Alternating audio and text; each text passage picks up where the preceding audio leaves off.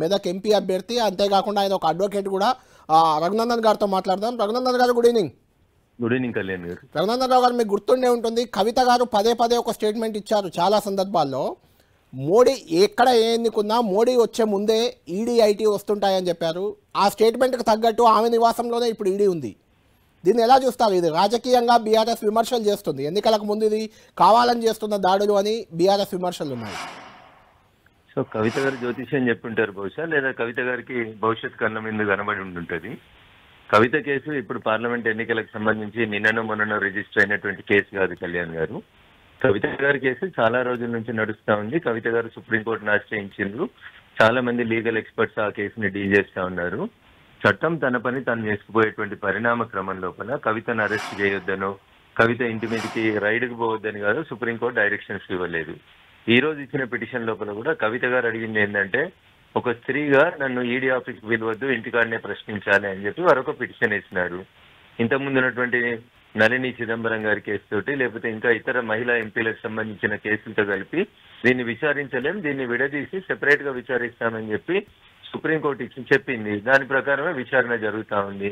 There is no stay. Kavitha ఇంటికి పోవద్దనో, కవిత గారిని అరెస్ట్ చేయొద్దనో ఇక్కడ స్టే ఉన్నట్టయితే నాకు గుర్తున్నంత మటుకు లేదు. కాబట్టి చట్టం తన పని తాను చేసుకుపోతుంది. చట్టానికి ఎన్నికలు ఉన్నాయా ఎన్నికలు లేవా అని కాదు కదా కళ్యాణ్ గారు.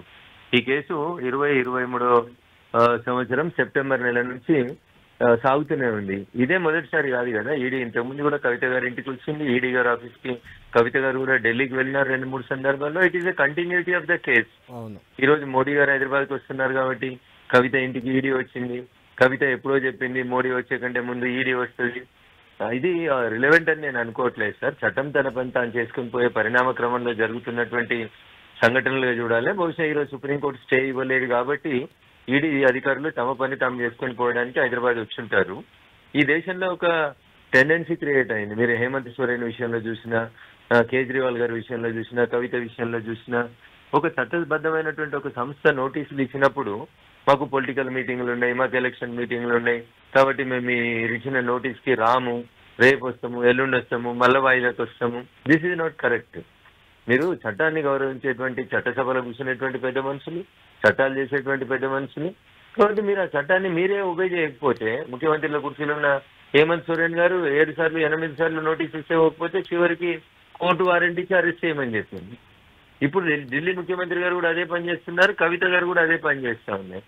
ఇప్పుడు మీరు తప్పు చేయనప్పుడు, ఇన్వెస్టిగేటింగ్ ఏజెన్సీ పిలిచినప్పుడు పోయి కలిసి అక్కడ మీ వంతు వాదన మీరు వినిపించేస్తే అయిపోతుంది కదా.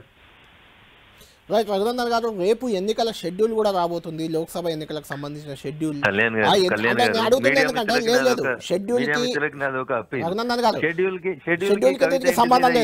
దీనికి సంబంధం లేదు. నేను అడుగుతున్న క్వశ్చన్ ఏంటంటే, షెడ్యూల్ కి దీనికి సంబంధం లేదు. అయితే లోక్సభ ఎన్నికలకు సంబంధించిన షెడ్యూల్ రాబోతుంది. ఈ సమయంలో కవిత ఇంటిపై ఐటీ కాదంటున్నారు, ఓన్లీ ఈడీ రైట్స్ అంటున్నారు.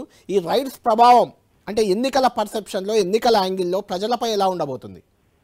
సార్ ప్రజలకు దీనికి ఏం సంబంధం సార్? ప్రజలు ఏం కోరుకుంటారు?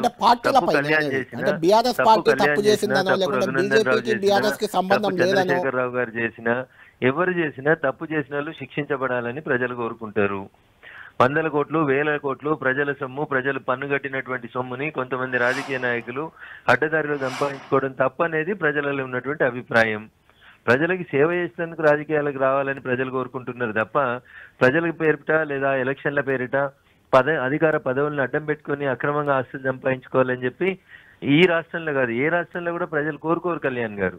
తమ ఎమ్మెల్యే, తమ ఎంపీ పారదర్శకంగా ఉండాలి, ప్రజలకు అందుబాటులో ఉండాలి, ప్రజలకు సేవ చేయాలని కోరుకుంటారు. ఉదాహరణకి దేశ ప్రధానిని చూడండి, వారు ప్రధానమంత్రి అయిన 10 సంవత్సరాల్లో ఒక్కరోజు లీవ్ పెట్టినరా? ఒక్కరోజు ప్రజలకు అందుబాటులో లేకుండా పోయినారా? అట్లా పారదర్శకంగా ఉండాలి, మా నాయకుడు మంచిగా ఉండాలి, మా నాయకుని వల్ల మా గౌరవం పెరగాలని కోరుకోవాలి. కానీ మా నాయకురాలు లిక్కర్ దందా చేయాలని ఎవరైనా కోరుకుంటారా కళ్యాణ్ గారు? కాబట్టి ఎన్నికలకి చేయకండి, దయచేసి ఎన్నికలకి సంబంధం చేయకండి. టీఆర్ఎస్ పార్టీ మీద కక్ష సాధింపనే మాటలు రానివ్వకండి దయచేసి. చట్టం తన పని తాను చేసుకుపోతుంది, దీన్ని అంతవరకే చూడండి దయచేసి. రఘునందన్ గారు, నేను అనేది ఒకటి ఫైనల్ క్వశ్చన్. మీరు మోడీ రోడ్ షోకి కూడా వెళ్ళాలి. ఫైనల్ క్వశ్చన్ అడుగుతున్నాను. అంటే గత అసెంబ్లీ ఎన్నికల ముందు బీఆర్ఎస్ బీజేపీ రెండు ఒకటి అనే ప్రచారాన్ని చాలా పెద్ద ఎత్తున తీసుకెళ్లారు. దాని ప్రభావం కూడా ఎలక్షన్లపై పడిందని బీఆర్ఎస్ నేతలు అన్నారు, బీజేపీ నేతలు అన్నారు. అంటే ఇప్పుడు ఈ రెండు పార్టీలు ఒక్కటి కావు అని చూపించుకునే ప్రయత్నం అయిదేమైనా? సార్ మీరు ఒకటి చెప్పండి, బీఆర్ఎస్ బీజేపీ ఒకటేనా కళ్యాణ్ గారు? మీరు ఒక యాంకర్, నేను ఒక అడ్వకేట్ అనే విషయం పక్కన పెట్టేసి కాంగ్రెస్ పార్టీ ఆరోపణ అన్నది నేను అది ఆరోపణ అన్న. నేను కూడా చాలా ఆరోపణలు చేస్తాను. మీరు ఒక మాటకి సమాధానం చెప్పుండ్రి. కవిత గారి కంటే ముందు శ్రీమతి సోనియా గాంధీ గారికి ఈడీ నోటీసులు ఇవ్వలేదా? ఇచ్చింది. రాహుల్ గాంధీ గారికి ఇవ్వలేదా? శ్రీమతి ప్రియాంక గాంధీ గారి భర్త రాబర్ట్ వాద్రా గారికి ఇవ్వలేదా ఈడీ నోటీసులు? వీళ్ళందరినీ ఈడీ ఆఫీస్కి ఈడీ పిలిచిందా, పిలవలేదా? వాళ్ళు కూడా 4 సార్లు 5 సార్లు ఈడీ ఆఫీస్ ముందుకు పోయిండ్రు కదా.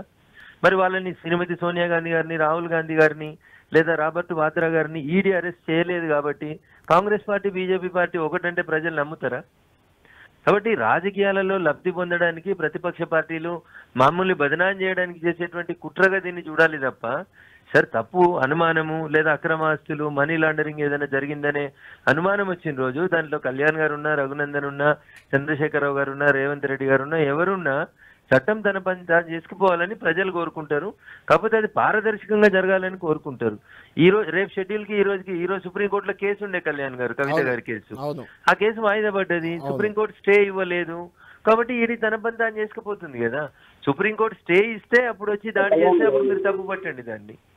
మీరు టైం డ్రాగ్ చేయడానికి సుప్రీంకోర్టులో పిటిషన్ వేసి వాయిదాల మీద వాయిదాలు తీసుకుంటూ ఈడీ తన పని తాను చేసుకోవద్దు అని మీరు టైం పాస్ చేస్తుంటే రేపు నాకు ఎన్నికల ప్రచారం వస్తుంది, నేను స్టార్ క్యాంపెయినర్ను కాబట్టి నన్ను విలువద్దు అని అంటే ఎట్లయితుందన్నా? ఈ దేశంలో అనేక మంది ముఖ్యమంత్రులు జైల్లో ఉన్నారు, మీరు చూసిండ్రు. జయలలిత గారు, లాలూ ప్రసాద్ యాదవ్ గారు, చాలా మంది పెద్ద. లాస్ట్ ఫైనల్ క్వశ్చన్, మీరు రాజకీయ నాయకుడే కాదు, మెదక్ ఎంపీ అభ్యర్థే కాదు, బీజేపీ కేంద్రంలో ఉన్న బీజేపీ పార్టీ, మీరు ఒక అడ్వకేట్ కూడా. అంటే మీకు ఏమనిపిస్తుంది? పర్యవసనాలన్నీ దాదాపు ఏడాది నుంచి జరుగుతున్నాయి, అన్ని చూసిన తర్వాత ఇప్పుడు ఈడీ రైట్స్ కవిత నివాసంలో జరుగుతున్నాయి. ఆ తర్వాత ఏం జరగబోతుంది, మీ అంచనా ఏంటి? నేను వకీల్నే కానీ జ్యోతిష్కుని కాదండి. చట్టం తన పని తాను చేసుకుపోతుంది. కవిత గారి ఇంట్లో దొరికేటువంటి సాక్ష్యాలు, ఆధారాలు ఏముంటాయి, కవిత గారు ఈడీ అధికారులు అడిగే ప్రశ్నలకు ఏం సమాధానం చెప్తారు అనే దాన్ని బట్టి ఆ ఆఫీసర్లు, అక్కడ ఉన్నటువంటి ఆఫీసర్ అక్కడ దొరికిన సాక్ష్యాలని, ఆధారాలని బేస్ చేసుకొని ముందుకు ప్రొసీడ్ అవుతారు తప్ప ఇప్పుడు నేను ఏం చెప్పినా ఇది రాజకీయ కోణంలో అయితే మీరే పదే చెప్తా ఉన్నారు. ఇప్పుడు నేను మెదక్ పార్లమెంట్ అభ్యర్థిగా కూడా ఉన్నా కాబట్టి I cannot cross my limit and I cannot say anything about this case sir.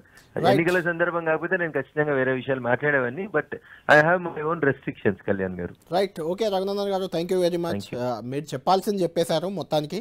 ఏదేమైనా కవిత ఇంట్లో జరుగుతున్న ఈడీ రైడ్స్ అనేవి ఎక్కడికి దారి తీస్తాయి? అరెస్ట్ వరకు వెళ్తున్నాయా లేకుంటే ఈడీ సోదాల వరకే పరిమితం అవుతుందా అనేది మనం వేచి చూడాలి.